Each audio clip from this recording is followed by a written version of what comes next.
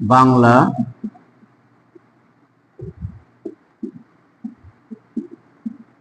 অঙ্ক,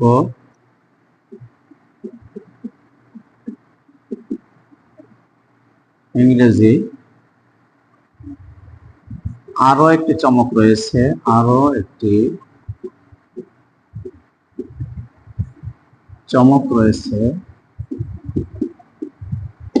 সেটি হলো যারা এখনো কোরআন শরীফ পড়তে পারেন না।